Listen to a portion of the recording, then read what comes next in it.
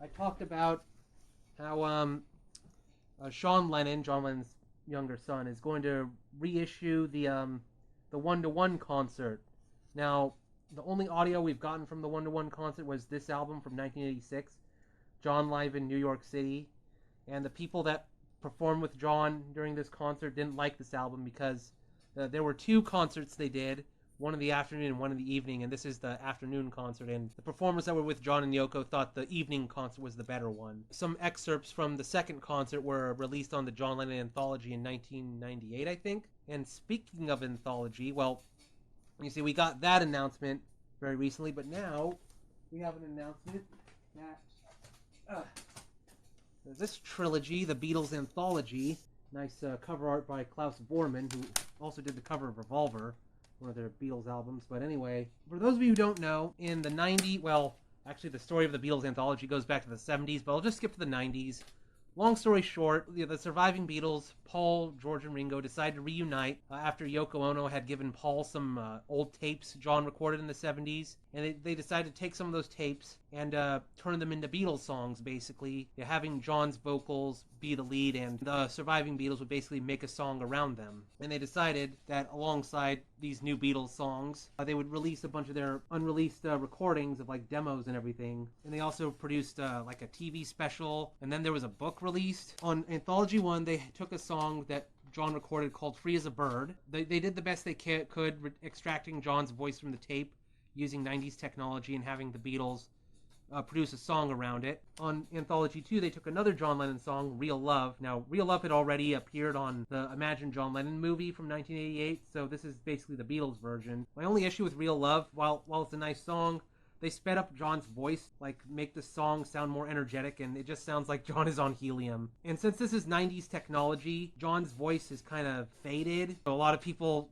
comment that it sounds a little creepy. John sounds like he's a ghost on the track. On Anthology 3, they were going to do a third song. They had the choice of either Grow Old With Me, a song that appeared on the posthumous album Milk and Honey with John and Yoko, or another song called Now and Then. Grow Old With Me was rejected because the tape was too poor quality, and they tried to do Now and Then. The song was also poor quality, and George Harrison was like, this song is crap, and they just scrapped it after like a day or two of recording. It wasn't until 2023 that Peter Jackson, his sound team or something, developed like some sort of AI that can help extract voices from tapes and separate them from musical instruments, and they used that on the Get Back documentary. And then they decided, well, let's go back and finish up the Now and Then recording, and they released that as the so-called last Beatles song.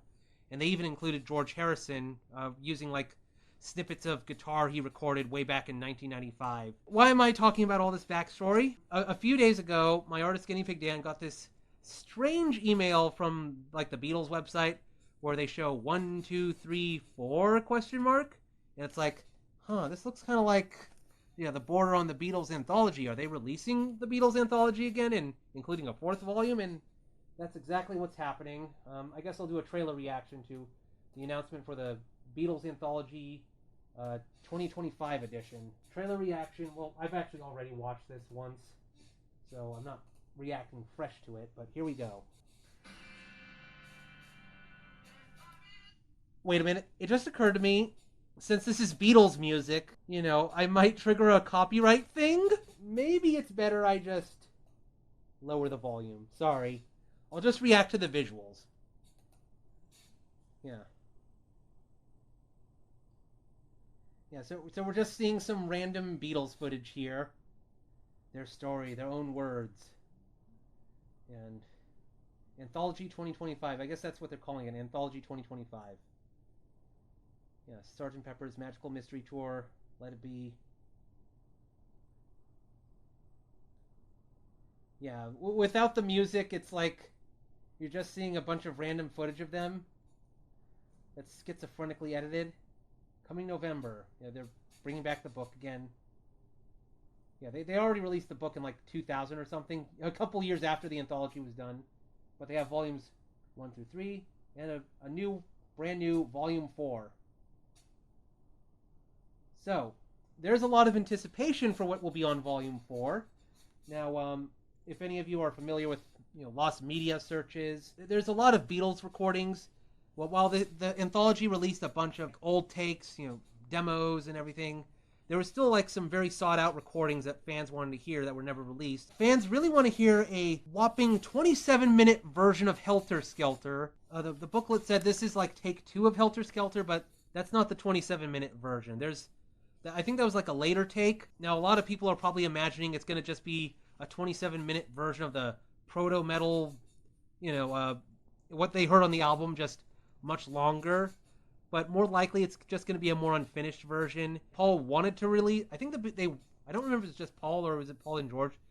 He wanted to release it on the anthology, but George Martin, their producer, vetoed it because he thought it was too long and boring. But a lot of fans really want to hear it. There's also a lost recording called Carnival of Light, which was some sort of project Paul did for this event in the 60s. And it was only heard once and never been heard again. And fans were really clamoring to hear it. Occasionally Paul would mention in interviews, I'm doing some sort of project with it, and then we'd never hear anything about it. And apparently Reddit has somehow gotten the track list of the Beatles Anthology 4. Oh boy, there's a lot of salt over this. This is a list showing only 17 of the tracks that are how many are there? Okay, 36 tracks in all. So half of them is stuff that was already released before on some of the Beatles' previous reissues. Their White Album reissue that came out a couple years ago included some stuff that that all appears on this track list. And the things that are new, it's there is no 27-minute version of Helter Skelter. There is no Carnival of Light. But we do have a 2025 remixes of Free as a Bird and Real Love. The Beatles YouTube just posted the 2025 remaster of Free as a Bird. And you compare it to the 90s version, John's voice now sounds a lot clearer and actually sounds more like he's actually there in the studio with them. Similar to Now and Then, Peter Jackson's voice separation AI or whatever has basically cleaned up the voice a lot. I don't know if they've posted the 2025 version of Real Love. That's the one where they sped up John's voice. I hope they choose to just slow it down back to its original speed. I remember there was someone on YouTube that posted an edited version of the Beatles' Real Love, but slowed it down to match John's original demo, and it actually sounds much better when it doesn't sound like John is on helium or something. I am a little let down that they're not going to release Carnival of Light for whatever reason. I'm still excited, even if we're not getting Carnival of Light, maybe there's a chance that'll get released as something separate. I don't know. I almost want to joke that it could be like Marilyn Manson's unreleased groupie movie. Supposedly Marilyn Manson said, I want to release it, but it's too controversial. My manager told me if I release it, I'll go to jail, and he just hyped it up as something really, really dark and edgy. How come they can't release Carnival of Light or the 27-minute version of Helter Skelter? Is there something really sinister that the Beatles just can't let it get out or something? Something else I wanted to react to. A Bubsy 4D was announced. I thought there was already a Bubsy 4. Attack of the Woolies, that's it. Yeah, I thought this was Bubsy 4. This came out in, 2017? My artist GuineaPigDan did play one of the Bubsy games when he was a kid on Super NES. Rented it from Blockbuster or something, and he doesn't remember it very well. And given that Bubsy was kind of regarded as kind of a joke, maybe that's for the better. But anyway, somehow someone decided to revive Bubsy in the 2017, and I just want to look at the reception. Metacritic, 45 out of 100. Destructoid, 3 out of 10. Game Informer, 5.5 out of 10. It's the game that was met with negative reception, with review aggregator Metacritic giving the PC version a weighted average of 44 out of possible 100, and the PlayStation 4, wow. Really? PlayStation 4? Holy shit. I forgot this was a console release. PlayStation 4, they've got, super detailed games, Kingdom Hearts 3 and Final Fantasy 15, where they basically have the games looking like photographs. They released that on the PlayStation 4. Now, generally unfavorable reviews. Brian Shave, Game Informer, panned the game, calling it an unnecessary resuscitation. Basically, people hated that game. And for some reason, someone out there decided, let's make another Bubsy. What could possibly go wrong? So, let's react to this trailer. I don't know if I'll actually play the game. I just want to see what it's about. And I'll actually have the sound on this time. Okay. No.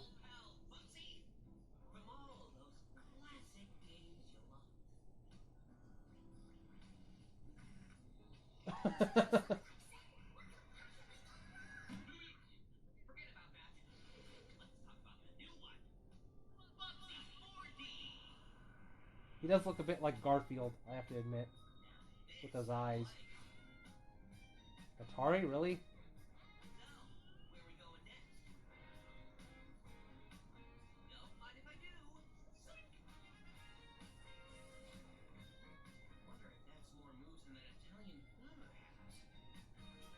Coyote time. Oh, so he can just do a Wile E. Coyote or whatever. Oh wow, he inflates. Yeah, this is gonna like... Wow. Oh, a Sonic rap. Well, people do compare Bubsy and other mascot characters like that bat guy, you know, to Bubsy. Oh wow. Oh my god. Yeah, throwback.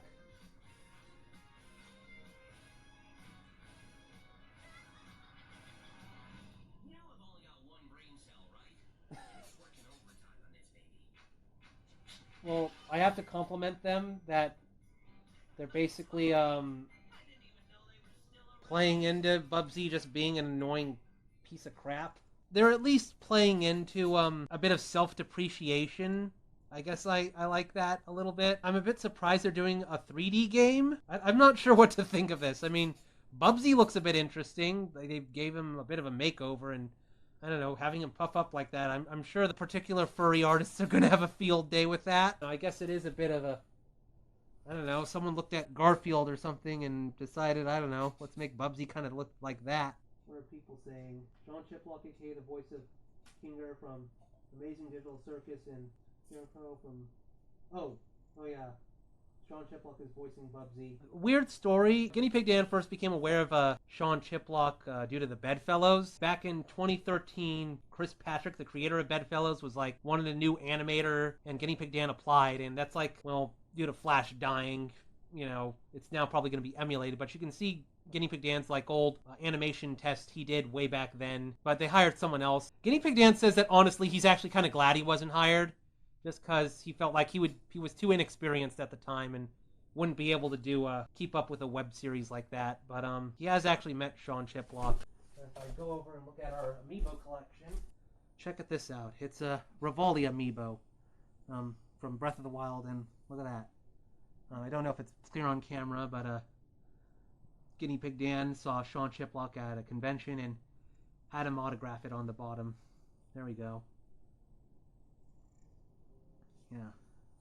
It's kind of funny. GuineaPigDan has also met Aquacoon, who is a Bedfellows storyboarder. He also ran into, like, I think his name was Jaibuck, who was like a producer on the show or something. It's kind of funny. GuineaPigDan has met a few people associated with Bedfellows, but not Chris Patrick himself. Not yet. I don't even know if Chris Patrick still does cons. I remember, like, there's video of him being at Anthrocon, and he used to do videos where he talked about how, like, people at cons would ask him, oh, can you draw Sheen beating up my persona? And Chris Patrick was like, I don't really like doing that. He's been kind of just quiet for a while. He's posted some new Bedfellows animations, but it's just like they're silent and just doing like little skits or something. Will the Bedfellows ever make a comeback? I'm not sure. Let's see what other comments there are. If Sean becomes the new voice of SpongeBob, I think I can die in peace. GuineaPigDan has also met Tom Kenny at a SAC anime, the con where he also met Don Bluth. That would be interesting to, I don't know, since GuineaPigDan has met Tom Kenny at SAC anime and seen Sean Chiplock at, I think, furry cons like BLFC and FC or something. Maybe he could send a message to Sean Chiplock and make a proposal. You know, I met Tom Kenny once, and maybe we can negotiate something after Tom Kenny retires. You take over as SpongeBob. That would be kind of strange. Just imagining SpongeBob talking with either Sheen or Fatigue's voice coming out of his mouth. I don't know, I thought, like, what if he used Sheen's voice for Mr. Krabs or something, and Fatigue's voice for... Would Fatigue's voice work for SpongeBob, or maybe someone else? I know that Tom Kenny doesn't do the voice of Mr. Krabs. I'm just saying, like, what if? You know, like, what if Sean Chiplock took over more than one voice on SpongeBob? Very strange news with the Beatles and Bubsy also. I mean, let's see. We get the Fantastic Four movie, Beatles Anthology 4, Bubsy 4. I don't know. Is that a coincidence? I think not. There's one more thing I want to react to. Something that's set the internet on fire. Here we go. The internet is now exploding because they they revealed another Mega form for the upcoming Pokemon ZA game. Alright. I've always wondered if Victreebel's that leaf thing, like it just floats over its head or something. Victreebel, Digivolved to this fat sack of shit.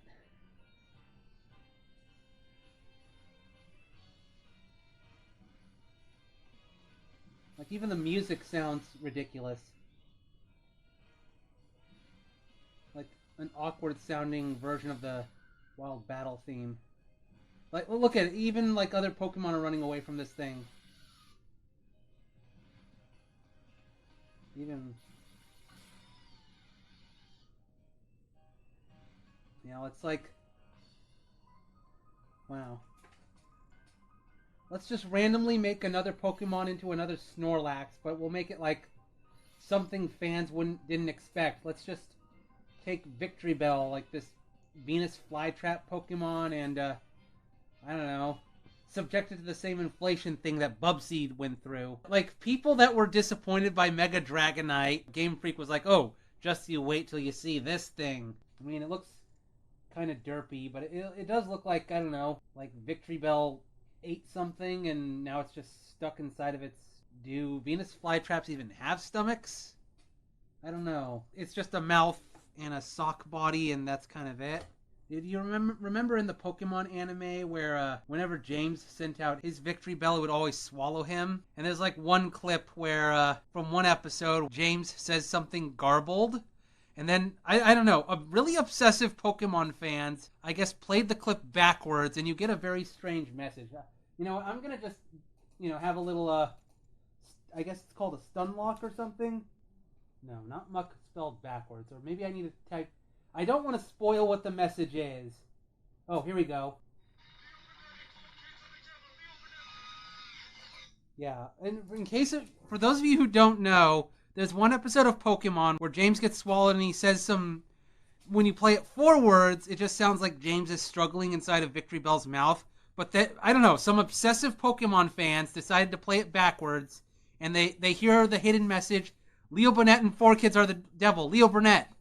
And I think the voice of James at the time, I think his name is Eric Stewart.